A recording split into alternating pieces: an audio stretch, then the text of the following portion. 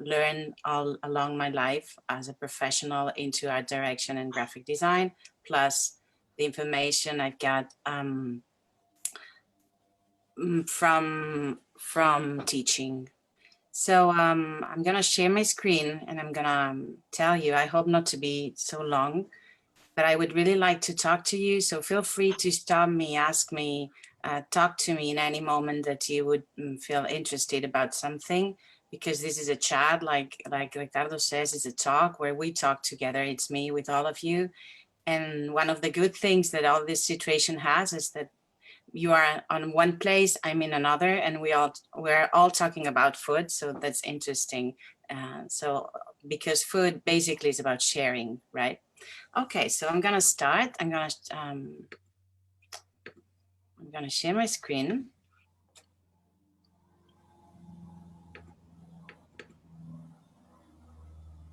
Okay. Can you see it well? Yeah. Yeah, great. Okay. Okay, so as I was saying, food design, like a disciplinarity discipline, and we're going to talk about disciplinary projects. So bringing design and gastronomy closer together, and closer together like this, like doing something that we don't know.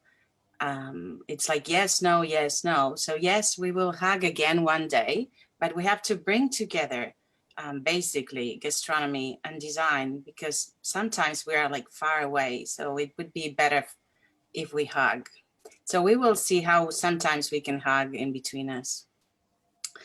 I'm gonna talk to you a little bit about myself. Ricardo did a big introduction, so you know about me professionally. So where do I come from? I come from a grandfather that was Spanish, and my grandfather had a place called Casablanca, which was the pasta and pizza White House. So we know already what a White House is and what the White House means like in the world. So my grandfather had in a very small village in Argentina, this White House. So I come from pizza, and when they asked me, if you would have to be a food, which food would you be? And so I always would like to be a pizza. And why a pizza? Because a pizza is done with a dough. And to prepare the dough, you really need like natural elements, and you have to do it with patience, and you have to do it with your hands. So it's one doing things for another. So I would like that someone would educate me and would help me grow as we do with pizza dough. So this is what I had in my life, and I'm really grateful for that. So beside that, you work the dough and you really work it and you work it. And it's not easy that it comes out very well, but there's one day that it comes out well, and then you know how to do pizza. And then you have to do all the ingredients and put the ingredients on the top. And then when the pizza is done, usually we eat pizza to share. And we share with people, with friends, and we share if we are cookers, if we are chefs, if we are any people in the world. So we share this pizza. So the flavors of the pizza are very different. So that's why I would like to be a pizza, because I would like to have different flavors from life. So at the end, what is important that we taste pizza, and we taste pizza in the way that we would like to taste it. And it's really nice when you see a pizza that you want to eat and you cannot because it moves, or it has a way of behaving that it's not what you were waiting for. So what is the idea? Eat what makes you happy, because food at the end makes us happy. So remember this, because I think it's important that we enjoy what we eat. And of course, we enjoy what we do. I do enjoy what I do. And so if we remember what I came here to talk about, it's about food design and the transdisciplinary projects. So where do I come from in graphic design and art direction? What I do is I do packaging, and I do different packaging for many different companies. I just brought you a couple of examples. But what happens when we do design? When we do design, they give us a brief, and we do the packaging, but we do not do anything about the food, and we don't know anything about the food. So when we talk about food design, which are food design definitions? Matthias Shea, we all know, talked about food design many years ago. And then now we're in the future, like 20 and odd years after, and we still don't have a definition, and maybe we don't need it. But we could say that food design, from my point of view, has to do with all the things related to food, from agronomy to waste, from what we plant on the fields and then grows and then we eat. And then when we eat that and we cook something, we have some waste. And then this waste becomes the waste of the plate that we have eaten and maybe not finished. And then again becomes waste that comes back to the earth or is recycled. And maybe you can do a material. And then from this material, you could do an object, like these students of mine of engineering, that they are doing a food design course. And they are designing these courses for this restaurant that actually has lobsters and throws tons of lobster shells a year. So at the end, this is food design. So yes, we could say it's transdisciplinary. Yes, it is, because there's a lot of different people working from many different disciplines. So, which is the problem? Is a net of different disciplines working one after the other. Are they working together? Maybe we would need to work together. So what has been going on until now in the market or in the fields? So we've got designers on one side and we've got chefs on the other. And when we designers need chefs to do something, we call them and they do something maybe for us. Or a chef needs something to be done and then calls a designer and then we do something for them. So what it could be done in another way? We could work together from the very first beginning. So what I'm going to tell you now is some examples, because we tried and we did try to work together. And then instead of going for the secure, we tried to jump into an empty pool, but see if we could, swim. And so from that, I'm going to show you 3 things. One is a real project of a startup company that came to my studio, and we helped them to grow and to develop their project, and now is on the market. On the other side, another project that is from a student at Elisava, and then a third project that is the whole project we've been working last year and this year about food design with Espai Sucre. So this is the story of Anna and Adria, that they were together trying to do something called vegan cheese. So they started working with almonds, and then from these almonds, they created all this cheese. So they came to the studio and they said, oh yes, we would like to sell vegan cheese, but for us, this vegan cheese was not good enough. So we were talking to them and we were trying and developing that material for a long time until it was good enough for the market. When I say we did the communication, but we did the art direction and we did the cheeses and we did so many things that we did and we tried and it was there. Now it's on the market. You go to any supermarket in Barcelona and then you can find them. But when I say we, who do I mean we? It was a nutritionist, an eco-economist and designers and of course them. And it worked. So we were trying, they came with the idea and we developed the whole project all together. And we, of course, having knowledge about communication, we got to the people that we wanted to arrive.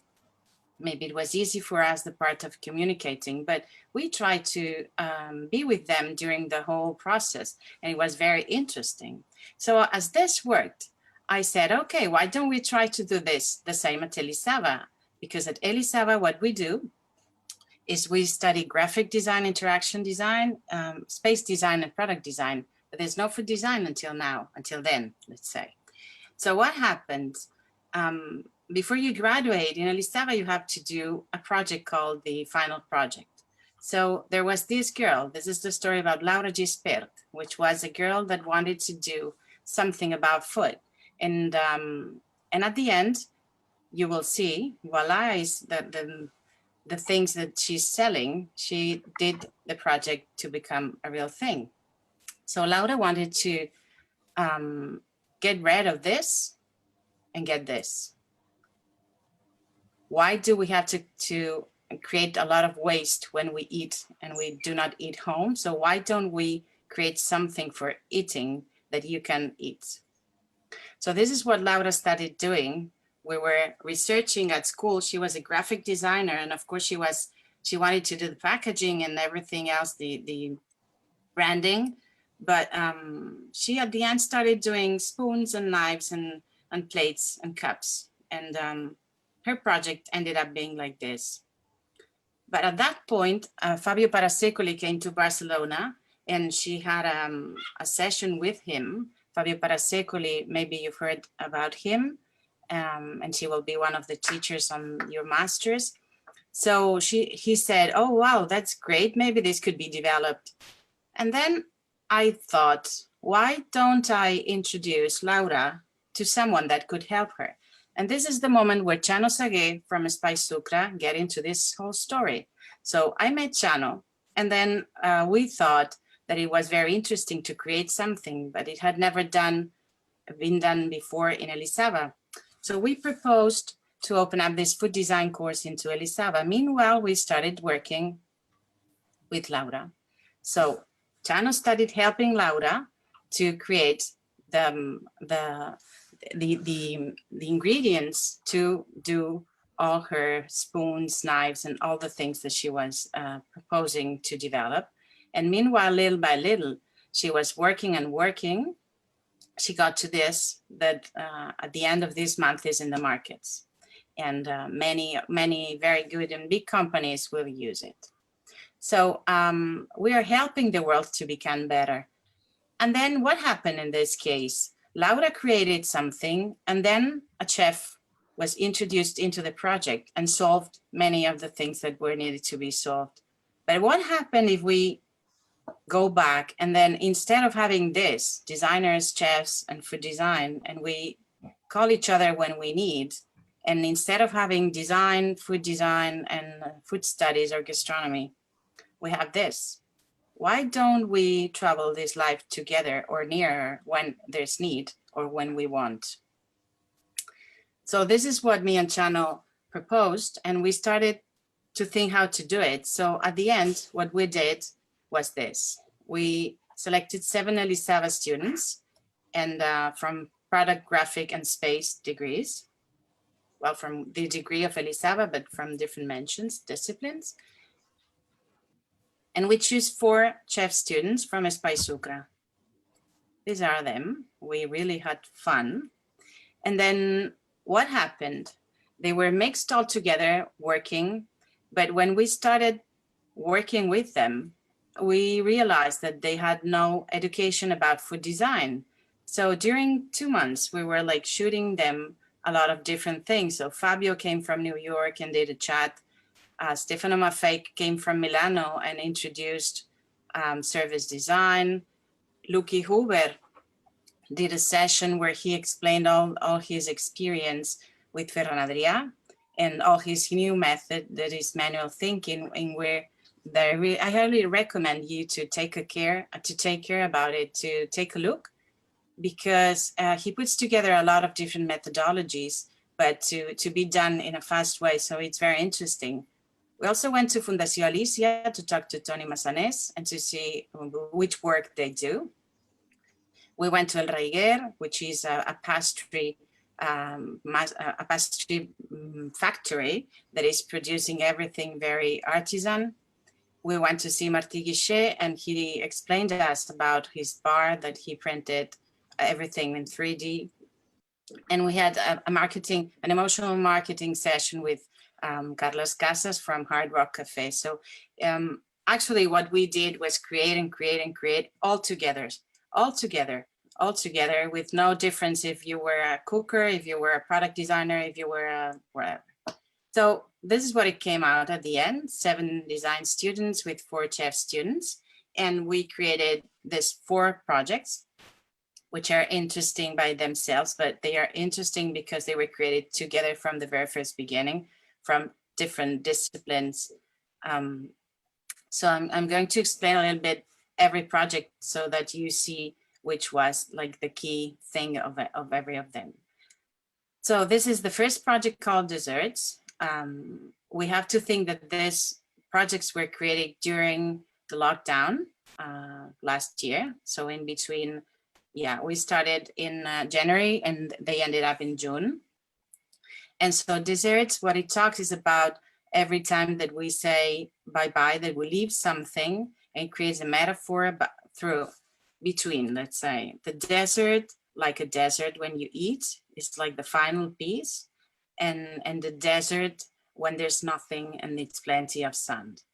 So at the end, what it proposes is a place that it's being reconstructed, and it proposes an event where 10 people from different sectors of the society, so a politician, a doctor, a poetry, a writer, a designer, many different people comes together and eats, representing each of their sectors. And they have an eating experience, an experience with food, in which each plate means something. Different parts of this dessert. And so these people makes a reflection about what it is to stop one period of the history and then start another, which is what we're living now. The second project was called SER, sensitive experience. And it questioned the way we eat. It questioned the way we relate with elements and with food. In this case, you can see an image where you could eat carrots from a robe, or in here, you would put your hands inside food and then you could eat from your hands. But actually, the experience was created to be on one place here in Barcelona. And it was redesigned because at the beginning it was more about sharing. And then when COVID arrived, the students thought it was very interesting that each one had like a reflection moment, a sensitive moment where you eat and you have your own experience with yourself. And so you could eat from the walls, you could eat like you saw the other images. And then again, in here on the left, on the bottom on the left, you see how they question the way we eat. So we started thinking we could eat standing up, sitting very low, sitting very high. We could use our hands to eat, or we could use that surface to put the food, or well, many different experiences. And then this project proposed also a project that is being developed now for the research department in Elisava, developed by Marta Torres, which is Gala. And Gala, what it is a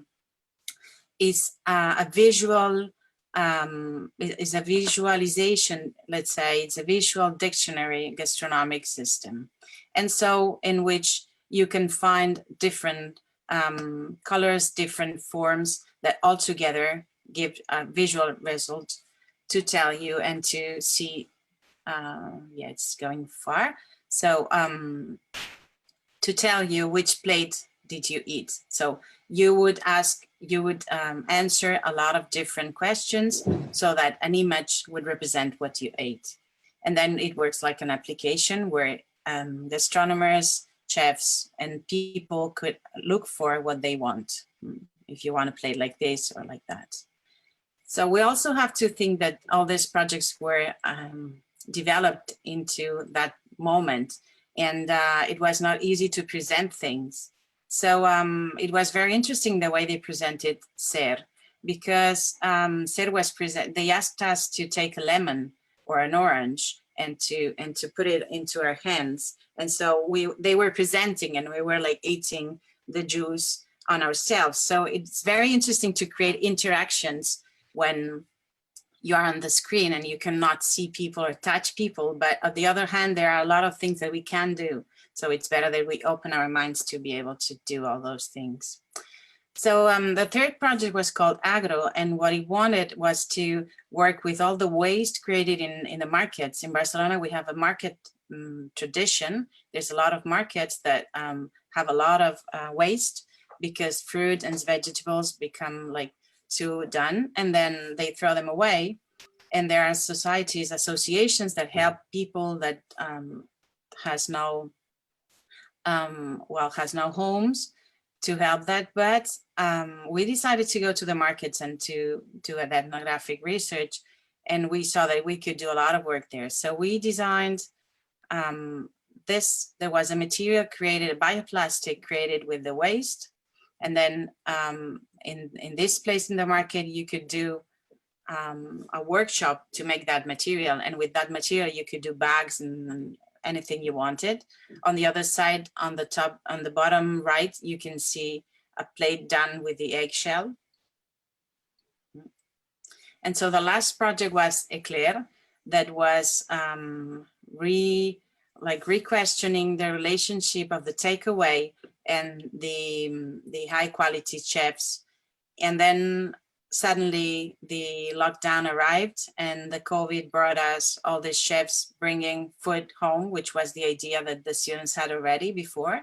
And so they started working on how to solve the problems they were having already now.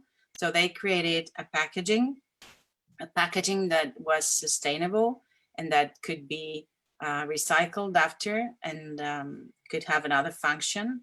They created also this object, which is called pinsula, and it's like I don't know the name in English, but it's like this piece that you put underneath to take up the things when you cook, and then like a spatula. Yeah, like the spatula, una spatula and the pinza. Okay.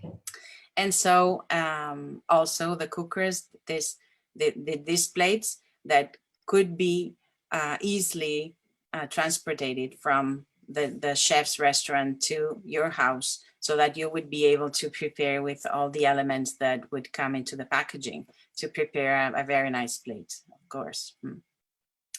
Another very interesting thing that we did, thinking about that transdisciplinarity, was that in some points of the project, we got in touch again with Martí Guichet, Lucky Hoover, Stefano Maffei, Fabio Parasecoli, and all these other people that participated in the project. So they would do like checkpoints and see how was this going, because it was the first time that we were trying to do this kind of collaboration. So just to finish, which were the conclusions? So thinking that we come from a collaboration where the creative process was independent, in the sense that chefs would create their product and then call designers, or designers would create their product and call chefs, or any other person in the food world. So we found it was very interesting, the difference in the creative process, because meanwhile, we designers go from the idea to the concept. The chefs start with the elements and then go to the idea. So the process is absolutely different, goes on different directions, but then there's a big hole in there that when they get together, that creative moment is very, very nice. On the other side, we realize that there's a vocabulary, because we use same words, but they have different meanings. So many times you would say, oh, we have to look for reference, and then each of them would look for something different. And then it was very, very fun, actually, where they would say, oh, but this means this, or this means that. And at the end, we would realize that actually vocabulary, the meaning is different. Meanwhile, the word is the same in our two different worlds. And then the third point was the communication of the idea, because we designers narrate and we explain the idea with a narrative, and then chefs would describe. So it was very interesting to see how in front of a same plate or product or project, they would explain it in a very different way. So these are the conclusions. And now we will go on. We are doing like the second edition with Espai Sucra, where we have already some engineers also, and we will see what it comes out. So thank you very much for listening to me. It was a pleasure. And thank you, Ricardo, for this opportunity of explaining what I'm doing. I'm gonna stop sharing. And if you have... Thank you so much, Mariana. You're welcome. Okay. So let's just have a chat. Do anyone have some questions? So many people and no one have questions. Really? We're so shy.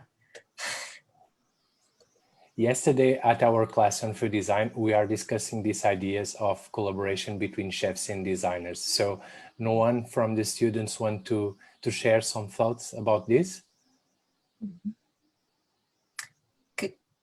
Could I, Ricard, could I ask Mariana just to, because I had a doubt about the spoons, the edible spoons, they're edible, right? But what are they made of? Because I couldn't follow. It's different kind of flowers. Okay, all right. Yeah, and they are organic. Mhm. They are vegan, and also they do not have gluten, so everyone could eat them. Could eat them. Yeah, they are no allergy. So this is another important thing when you develop a product. You develop a product, and then this product, if everyone has to eat it, you could do like different products for each group of people, but it's really better if you do a big research and you do one product for everyone. So this is what Chano helped her to do. And at the end, it came out a very, very nice and tasty. Now she's starting to develop different spoons with different tastes. For example, like sweet spoons or salty spoons, but this will be like extra things. No. But you know, when she saw that this was going to become a real thing, a real big thing, she was talking to big and huge companies.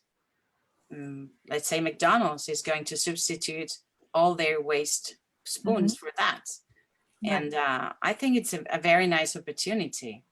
The same then now in the engineering master, we're teaching a course where we like the example, the picture example you saw, we take a waste, and then from that waste we make a material, and then from that material we design a product, and that product substitutes a product that becomes a waste. For example, when we do takeaway, you go to a restaurant and they give you a lot of packaging to put your food on, and many times this packaging has to be thrown away after you eat. So why don't we take a waste to design that packaging? Because then we could have, you know, the 360-degree circle. Yes. So this is what we're going, and we're working with the engineers, and it's very interesting. But yes, also Laura is working in that way. Everything is 100% sustainable. And the company is called Voila. You can check it out. Voila. Voila. Yeah. Voila. Voila. Yeah, I can write it on the chat. And the other one is called Vegan Fromagerie. Ah, that's good. And we also have a question in the chat from Great. Natasha. Right. So voila is one. All right. Okay. Okay, very good. And we have a question from Natasha in our chat. I don't know if you can see. Yes. She apologized for such a trivial question, but I don't think it's a trivial one at all. But how is the project working regarding the funding? And she supposes that such project demands a lot of labs work and material. What can we know about that? Great. Which project are you talking about? The one of the spoons or the one of the group with the cooks? Generally speaking, I mean, it's a lot of very interesting things, and I suppose it demands a lot of work. So I don't think it comes cheap to do all these things, because you have to invent the material, you have to find people who are able to do it, not only students. So how these projects are funded? Because I don't know for university, but ours are just like in the red budget all the time. Great. Great. I have to say thank you to the Elisava's director that trusted, because he also knows a lot about food design, and he had done some things about food design in Elisava before. So when I came up with this idea, he said, okay, let's go for it. So actually, we did not need a lot of money to do this, because I have to say that it's still a field where everybody collaborates a lot. So most of the people you've seen, they come with no money through us. Wow. Most of them. And if we have to travel or if we have to buy something, then Elisava can do it. because it's not a lot of things or a lot of money, but also students that want to educate themselves into food design, they invest into that. And we try, let's say, for example, last year we went to Mallorca, and in that trip they had to pay their plane ticket, and they did, they wanted to, because we were going to see two very interesting people. And one of them is called, I will write it down, Fornet de la Soca, which is this couple that they do food anthropology. What they do is they look for the old food into the pastry world in Mallorca, and they develop projects and they develop products from that. So it's very interesting the way they worked. So we went to see them, and well, students were funding themselves. But yes, it's true. For example, the spoons, the Voila project is true. It needs a lot of funding, but she won a couple of contests with a lot of money. Wow. And also she looked for the funding and she did the project. I mean, it's not easy. It's 2 years that she's working into that. And she had, of course, I helped her a lot because she was my student. Chano helped her a lot. And of course, we both did that for free. And she's going on. I guess that it's not easy, of course. No. Funding is not easy. But when you want to do things, you try to work for them. And then many times things, align and go. And sometimes they don't. But then you have to take another path, right? I was wondering also because one of my colleagues, she's working on yogurt, I think, I don't remember now, but her funding come from big business, Nestle. And I was asking her if that wasn't kind of, because she's working on the ethic of dairy and she's funded by Nestle, and you see, it's a bit strange to have the big dairies paying for someone saying that's not good. And I was wondering if there was some more, how can I say that, interested agenda for if you had money from the outside, but it seems that it's not the case for you. Well, I guess that in the near future, many universities could get together to get European funds. Maybe this could be, a good way to get money. Well, in the UK, that's dead now. Well, yeah. I'm sorry to hear that. So we have Thank one you. question from Facebook, from Jessica Ribeiro, and she's asking, does design have to be in accordance with the product to be produced or according to the brand and the causes it carries? Sorry, could you please repeat the question? Does design have to be in accordance with the product to be produced or according to the brand? Okay, it depends on. So the point is that many times the brand asks you for something, and then you have to know which are the values of the brand and what the brand wants to transmit. And traditionally, we used just to think about this. And when you think about the product itself, you know that maybe if it's not good, it won't be sold. So what we do nowadays is we want to try the product. We want to see how it is. We want to know who's the consumer, and if they buy it again, and where they buy it, and where they eat or drink, or where they have their experience with that product, and how they have this experience with the product, alone or with many people or just a few people. I mean, depending on the place. So when we have all that information, we can design better. We can design better the experience, we can design better the packaging, we can design better everything. And then the company that usually has no money, suddenly they have money to do some things because they realize they need. So I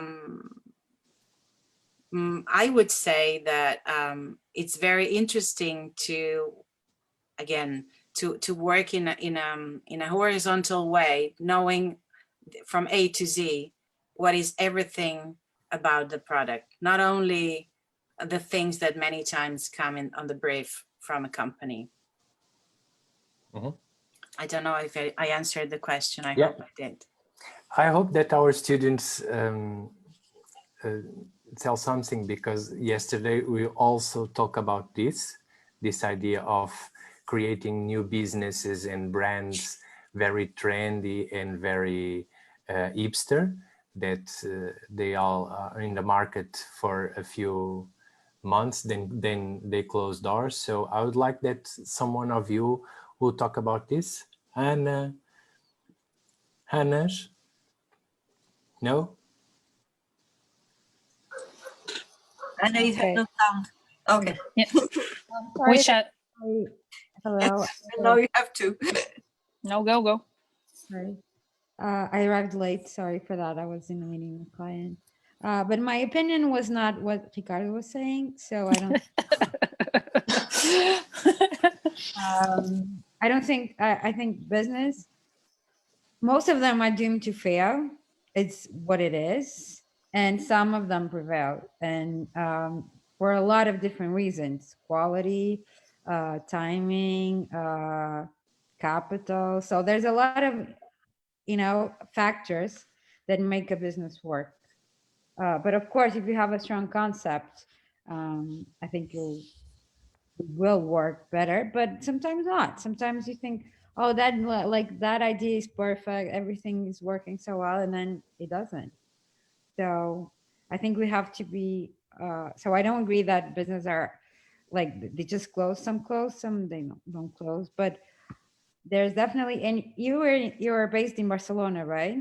Yes, I And do. Barcelona has this phenomenon as Lisbon and as other European cities of the hipsters cafe trend. Mm-hmm. So I think, I mean, my observation yesterday, that's why Ricardo was telling, was that, I mean, I think this is very connected to design in a sort, like in a more vain way, probably in a more superficial way, but it is connected to design. Yeah. What I was talking yesterday was that this idea of these hipster cafes and bakeries and pastries is that they are more concerned about the image and the branding. That it's not about the branding, because the branding it's more complex, but about passing through the consumer and a modern hipster trendy image, and they are more concerned about this than the product itself. Yeah, it's and true. That's why I'm telling, for example, where I live here in Lisbon, Campo de Ourique, we have plenty of businesses that open doors this week, and after 1, 2, 3 months they are closing because they doesn't involve the consumer, they doesn't tell a story, they doesn't create what I'm saying yesterday to the students, they don't create empathy with the consumer.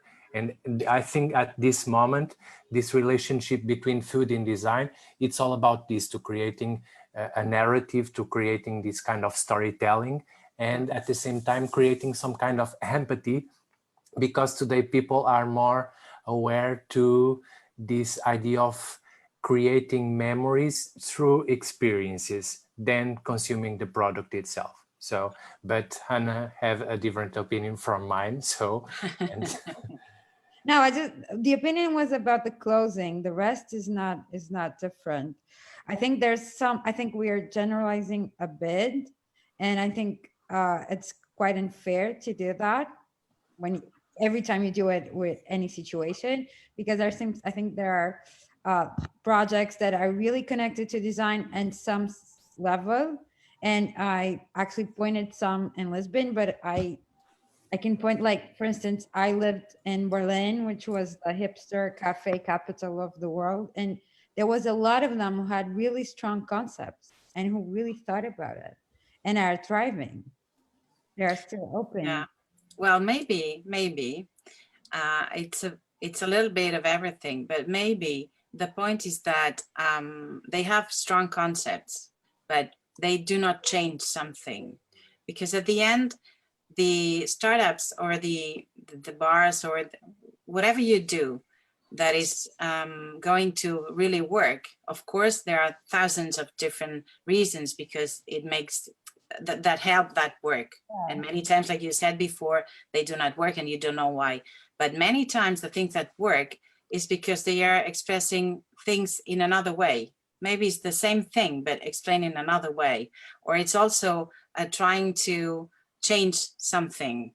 It could be to change the perception of the people regarding the food. It could be the perception of the people regarding the place. It could be the perception of the people regarding the relation between the people that surrounding you. So it's not only about the experience itself, it's also about all these other factors that would help that experience to be unforgettable. That's the point.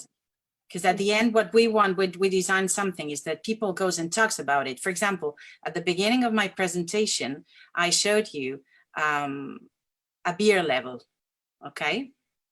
And this brand, it was a company, a very small company where two guys started doing beer in their tube and it was real in their place. So they, little by little, they did this big company, it's artisan beer. Okay, craft beer, but it's the most well known here, and now it's on all the supermarkets. So the only thing we were like really crazy about was we want people to go to the bar and to ask for a Montseny, which is the name of the brand. Montseny is a huge mountain we have near Barcelona, and their name was Compañía Cervecera del Montseny. Who goes to a bar and says, I want a Compañía Cervecera del Montseny? No one. Okay? Especially drunk. Yes, especially if you're drunk, you will never remember. So we were focused on that the brand was the name of the mountain, right? Yeah. And then what happens if you do not remember? You do not ask for it. So what happens if you remember the name of the mountain? Why a beer cannot have the name of the mountain, right? So you have to remember the name, because now what we want is to remember things. We want things to become unforgettable, right? It's hard, yeah. Yeah, we want that.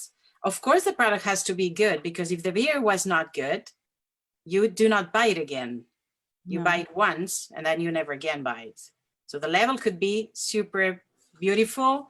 Everything could be well designed, the experience great, but if you go to one of these hipster bars and then the food is not good, you will go to another hipster bar.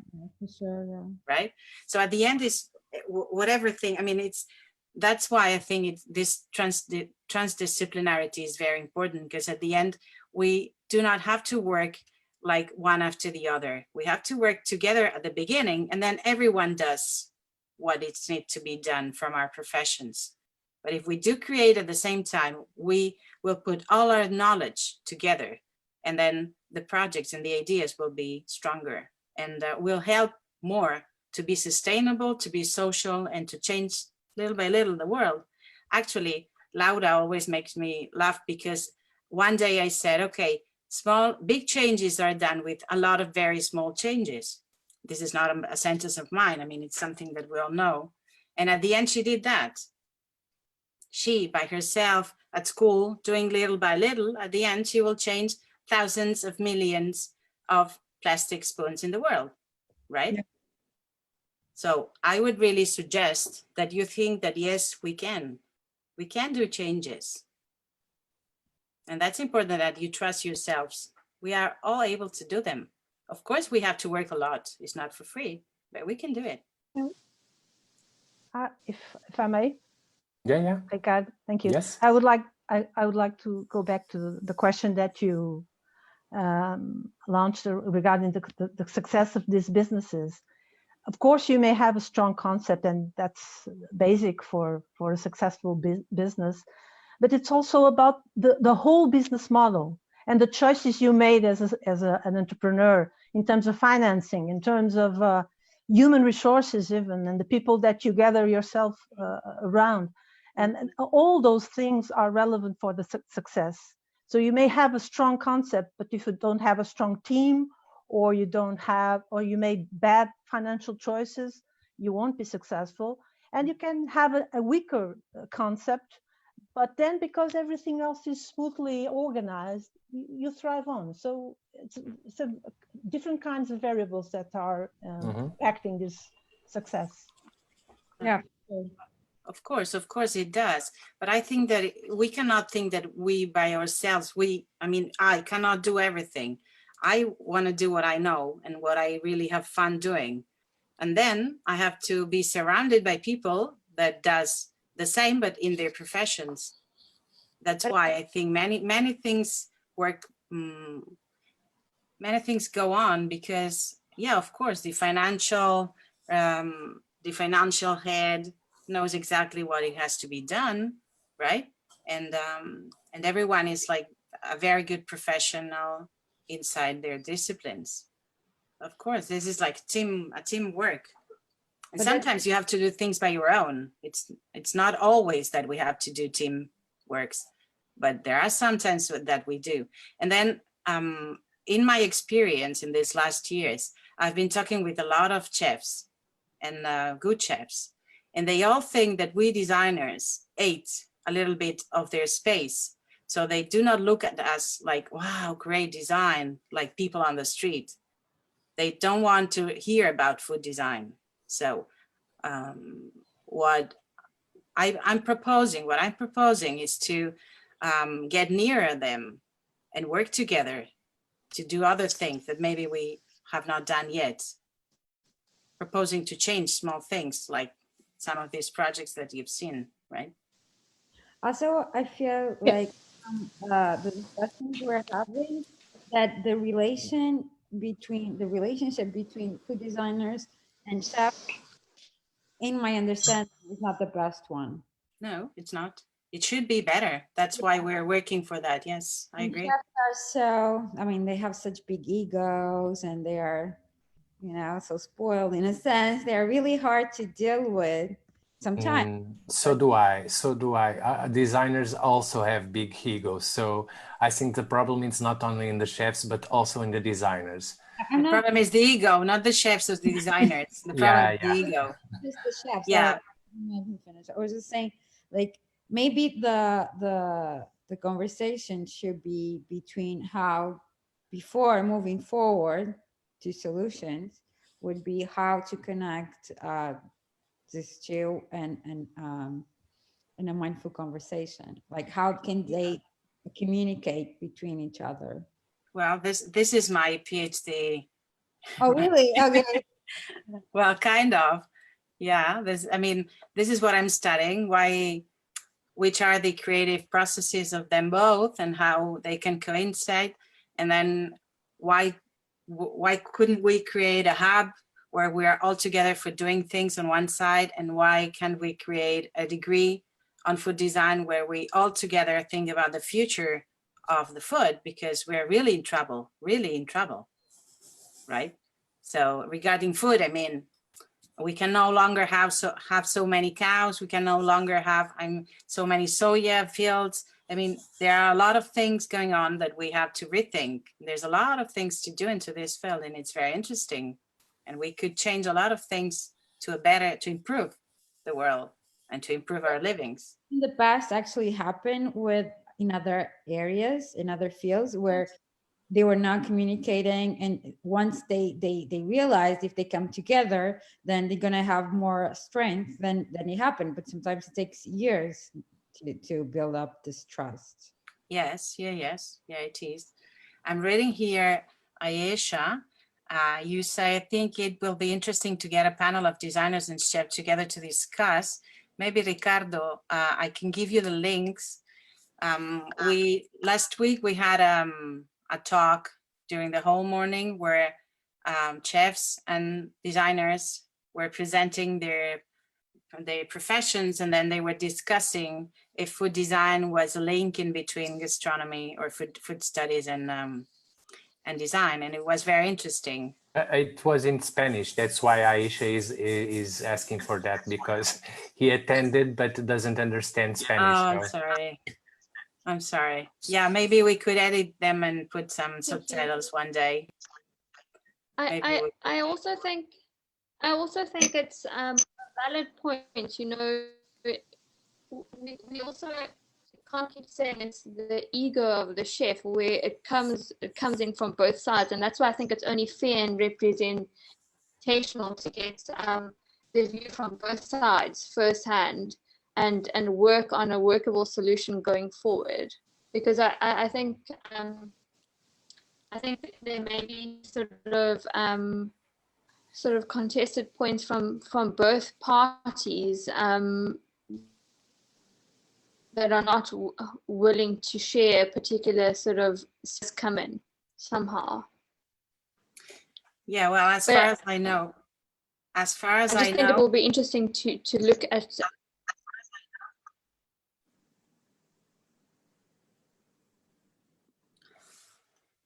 Okay, I couldn't hear you very well at the end, but as far as I know, I think that when you talk with chefs, with very well-known chefs or very well-known food designers, I'm not talking about designers, food designers, people that dedicates to food design or that has food design into their job names, at the end, they get along very well together because, of course, each of them has their way of doing, but I think that there comes a time where you want to share what you know. And then if you see that that's on a good purpose and that that's for something, for a good goal, then maybe the ego reduces from both sides. And then you get together to do things. Maybe. And I think that it's interesting, and there is one thing for sure that is all the chefs that are renowned worldly, that are very known, for example Ferradria, Aston Blumenthal, and so on. Besides the fact that they are like stars or superstars on TV and on media, behind them there is always a designer or some kind of work related to design, because they need the designers for the concept, for the restaurant, for the communication. So all the areas that are related to food around the work of the chef, they need a designer. So I think it's better for us to work with them and them with us than to trying to work in separate worlds, because we are all here for the same thing, to find some kind of solutions in this complex and full of problems that is our current food system. So absolutely true. And behind the person that we see, there's a person like us. Yeah. And that's the most important thing to remember, because when we talk about a very well-known person in any field, behind that, what we see on the news and we see on the papers, there's someone that if you can call by phone, they will answer the same way we do. Mm-hmm. And then maybe when you talk to them like they are persons, regular human beings, so they get along with us in another way. We also have to think that there are many times that people is not interested in getting out of their way of doing. I'm not talking about the comfort zone, because you can be in your comfort zone and you could need to go out of it, but maybe you do not need to go out of it because the work you're doing is so good into your thing that there's no need to go out and change and collaborate with other people. And that's good too. I mean, what I'm defending is that we need to go closer, and we need to look at them, look at the food system, look at the food studies, look at the gastronomy, look at the chefs, because we designers, we can design everything and we are like super wow, because we are. So yeah, when we need to do a cake, we go to the supermarket to buy flour. So when we get into the food design area, we do it ourselves. We do not ask. Of course, there's people that does. Of course, there's always someone that does, but usually don't. And actually, the day that I met Chano Sagué, we were in a food design meeting and we were 60 people. we were 59 designers and 1 chef. And so I was there like saying, oh God, we're all designers, there's no chef. And then at one moment, Hanno raised up his hand and said, I want to ask you something. Why I'm the only one here that is not a designer? And then I said, I want to meet him, right? So that's what we met, and we did all these things. But actually, it's very strange that you find like 50 and 50%, or let's say 30 and 70, because usually chefs do not have time. Chefs are all the times in the kitchen of their restaurants. And that's, I mean, that's fair. They have to be there. I mean, but maybe they have time to do things, different things, and get together with us designers. So we have to look for them, for those ones that want to enjoy with us for design. Maybe, just maybe. We're trying. And I think also that we have to create some kind of, I don't know, I was going to say that.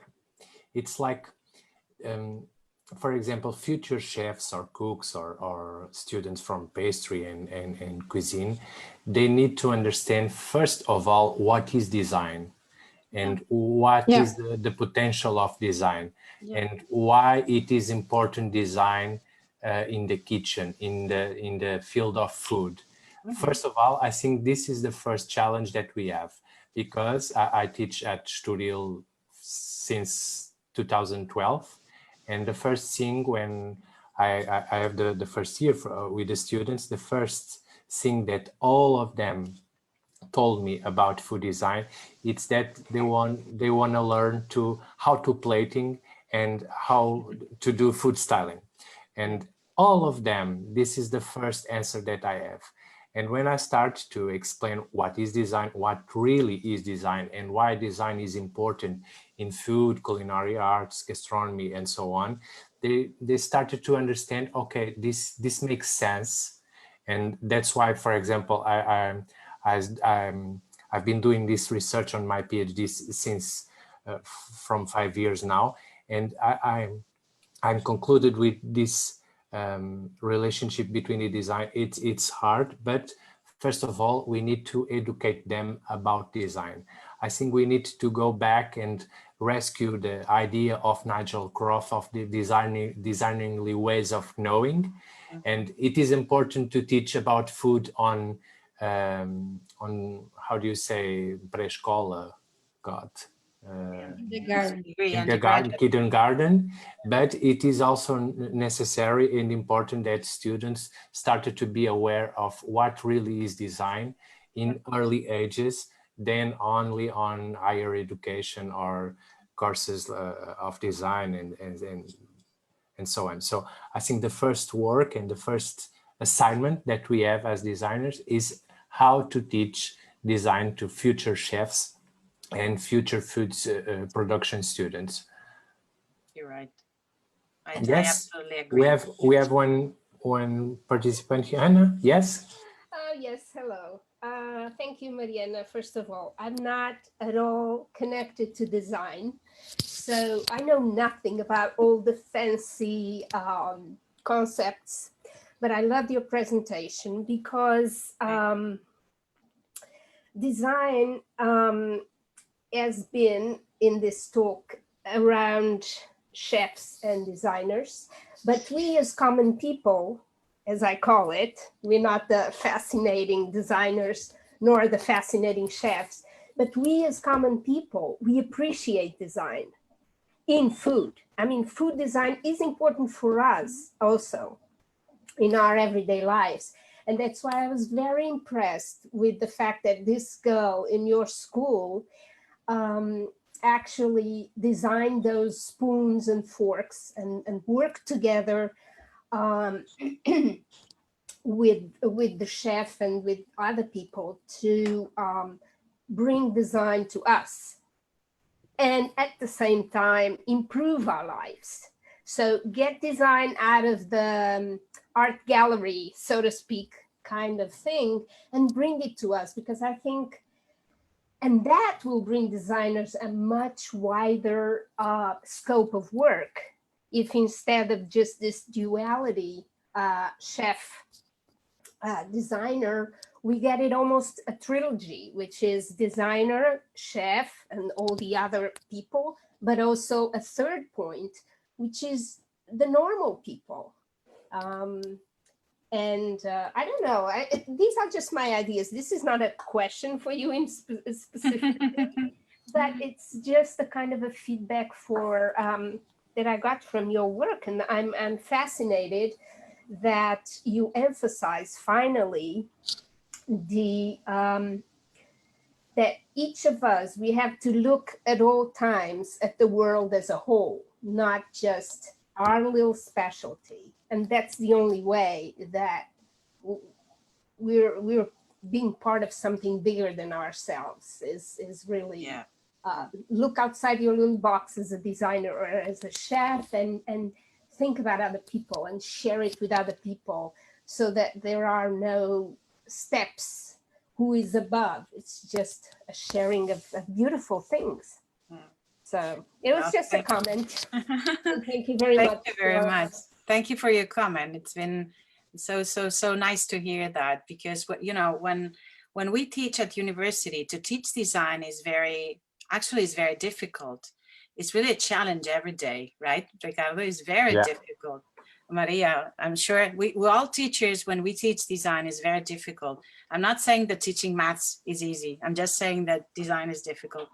But the most difficult thing in design is that the subjects are absolutely different one from another. So you could be teaching advertising of a toothpaste and teaching this project of the spoon that you can eat, or you can be teaching a branding project, wherever. So when you put all that together, you realize that nowadays design is no longer an object. Design is no longer a brand. Design is something more than that, but not because we are super egocentric and we are super wow. It's because design is in everyday life, in every little thing we have and we do. And then if we see social design in that sense, we realize that at the end, design is a service. And Fabio Parasecoli came last Friday to talk to my students of this project with Spice Sucra this year. And he said exactly that sentence. Design is no longer an object, is a service. And when we say it's a service for society, and society is plenty of people like us all. I mean, Ferran Adrià is like us, like Bill Clinton is like us, right? Like everyone is like us. We are all people, because at the end, when there's a problem like we are having today, we're all equal. And then we realize the equal we are. So I really thank you, your comment, because when Laura wanted to do something, and she was saying, I want to do something, but she wanted to do things into food that were not so, we're not so strongly changing things. So I would say no, and no, and no, and no. And when she explains the project, it's very fun, because she says, well, Mariana told me, do me something that if it falls down from my boat, it does not, you know, it does not create waste that will last for a long time there. So it was very nice that at the end she came out with this. Of course, there's a lot of Chano's hour, a lot of me with her, a lot of her doing a lot. But it's interesting to really believe that we can do things. And I'm a believer. I mean, and I would like to transmit this to you. I mean, many times we think, yes, we cannot. Yeah, it's true. Many times we cannot, but sometimes we can. So let's try. So I'm happy to hear that. For our students, who remembers about the definition of design from Enzio Manzini, the one that I already talked to you twice about the conventional mode and the design mode. And at the end, we are all designers, right? Yeah. So anyone who wants to add some comments? No? Yeah, I really, I was listening the whole perspectives, and I thought about something that is, we are now in a time where we can change food perception through design, but also change the design perception through food. And I think that this is very, very interesting, because design, about 15 years ago, when I say that I was studying design, I have to explain all the time what was design. Nobody knows about it. People assume that design is like visuals and just about the visual part of the projects. And design is much, much more than that.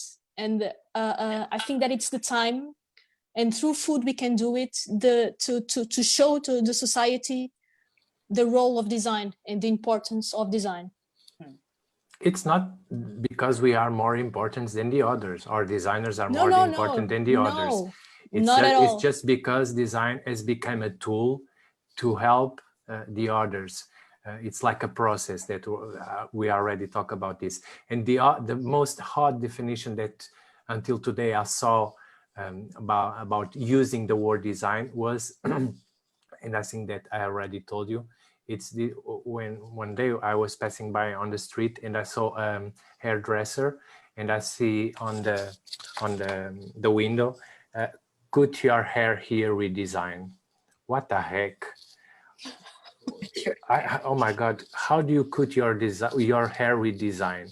What is the really meaning of design? I know that design nowadays it's very complex to define, but also the other areas that are working in this transdisciplinary way are very complex to define. Gastronomy is also the hard to define. Food is also hard to define, and so design is also very complex concept. Sorry, I'm listening to in double. Okay, and it's very hard to understand why design it's important in the context of food. And I think we have this assignment that is to educate people about design and the potentialities of design in the world of food. Can I? Yeah. What you say about hairdresser reminds me when we were in London. So the difference between a designer instead of a hairdresser is the price.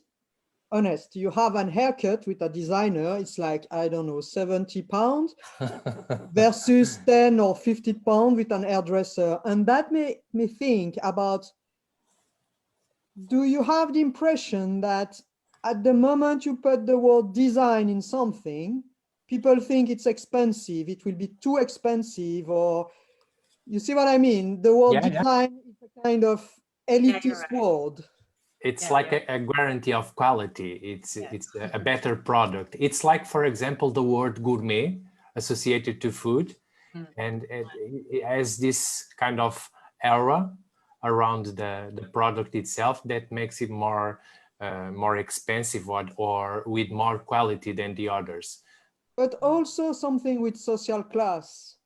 The people who are able to afford something design for furniture, for instance, or hairdresser in that case, it's kind of the elite. And do you have some issue with your project because people think it's for the elite versus everybody? I think we're like IKEA, designed for everyone.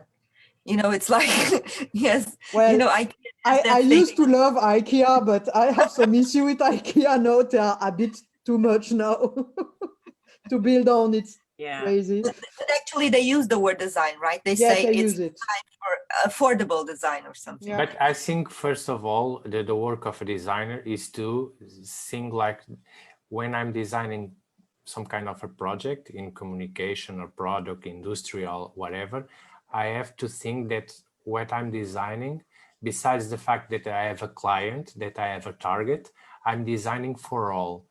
I know that it's kind of utopic. It's kind of a non-possible question because after all, we have a client at the end, and we have study markets, we have the Department of Marketing that told us the guidelines for the product itself.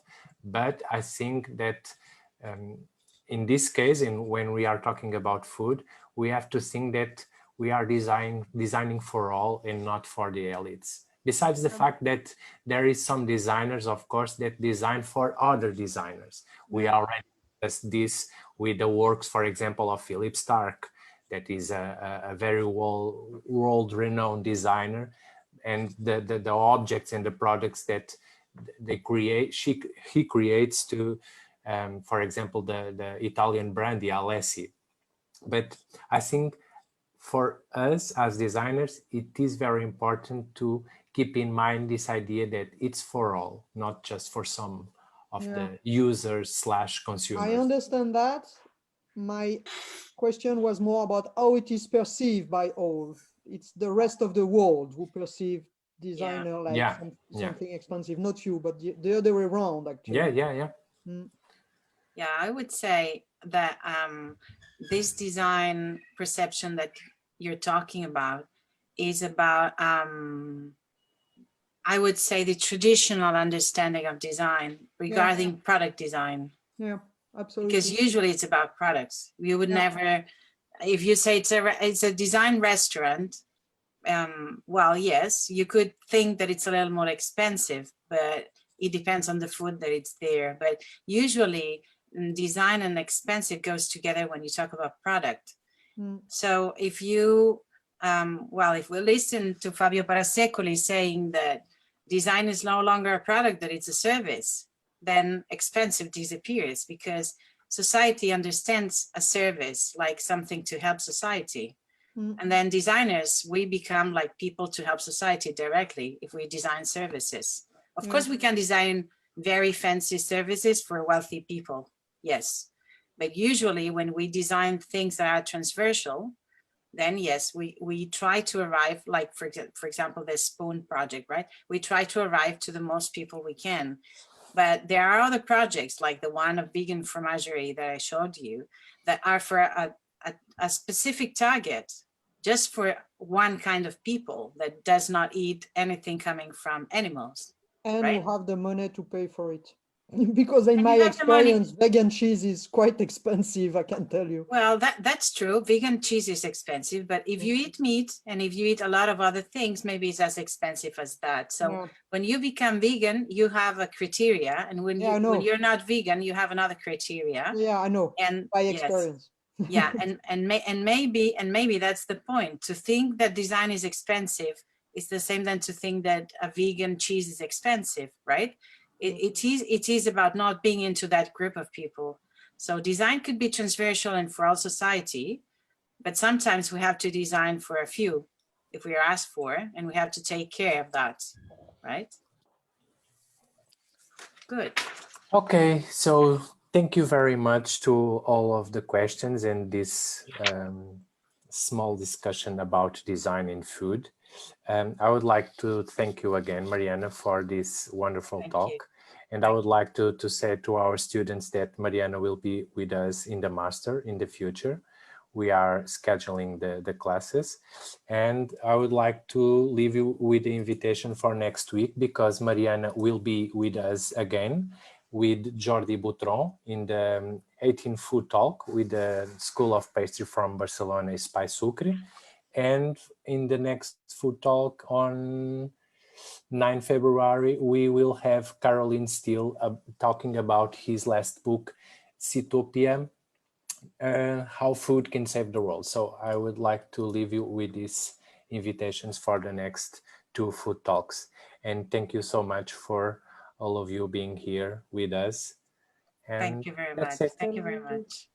Thank you. I just have a question for you. I only see your name here, Bunashu.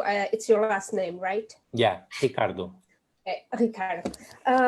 Is there a way where we can actually see? I tried to get online and check this list of talks. Yes, you can find it on our social media from Studio Higher Institute.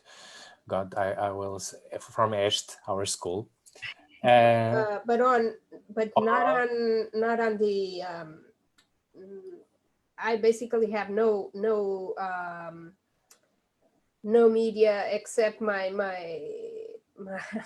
my access to the internet. So okay. So you I can don't have Facebook okay. or those things. So Okay, so you can access to our website from our site that is hestfooddesign.com. Maybe Okay. you can write it on the chat. Yes, Ricardo. yes, let me make copy paste.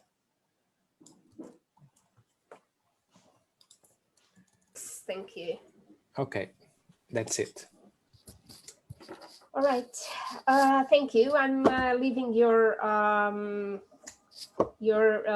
talk there, and thank you for the invitation also, Thank you. and for sharing. Bye. Bye-bye. Bye, thank you. Thank you all. Okay, so see you all. Mariana, see you Thank next you very week. much. Thank See you very much again. Bye Thank bye. you. Bye. Been a pleasure. Thank you, Bye-bye. Natasha. Love to see you.